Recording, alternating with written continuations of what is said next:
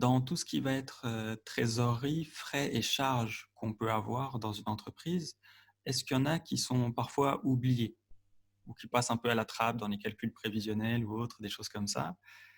Euh, Est-ce que tu vois, toi, dans les entrepreneurs que tu accompagnes, des choses qu'ils oublient en moyenne ou des choses qui sont fréquemment oubliées et qui sont pour autant importantes? Alors, je rencontre souvent un oubli principal, je dirais, surtout chez les auto-entrepreneurs ou micro-entreprises. Ça va être leur rémunération qui couvre la totalité de leurs charges personnelles. C'est-à-dire que Ok, souvent, on se dit, ah, j'ai besoin juste de, je veux dire au hasard, 800 euros.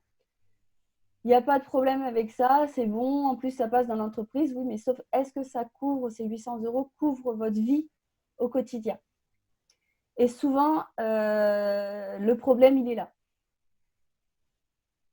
Parce qu'il ne ouais. prévoit pas assez, parce qu'on oublie que peut-être pour le moment, on a le chômage. Donc, si on a le chômage, c'est bon, ça passe.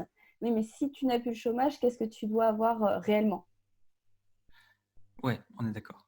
D'où le nombre d'entrepreneurs, enfin d'entreprises qui ferment au bout de 18 à 24 mois.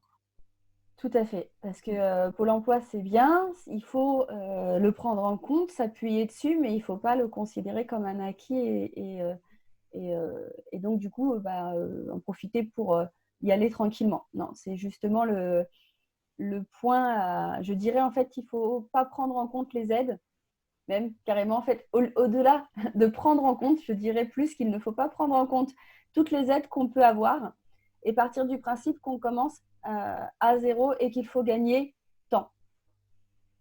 Ok. Donc ouais, Et vraiment comme se ça, poser la question de qu'est-ce qu'il faut pour que j'en vive si personne m'aide? Comment c'est rendre mon ça. entreprise rentable en fait, c'est ça? Dans le Vraiment? Ouais. principe, c'est ça. Ok.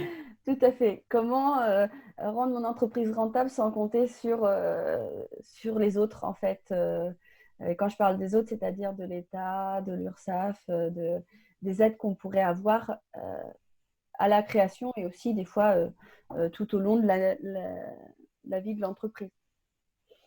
Ok, Parce que d'accord. c'est-à-dire que si on arrive à vivre sans ces aides, quand on les a, c'est encore mieux. Exact. Tout à fait.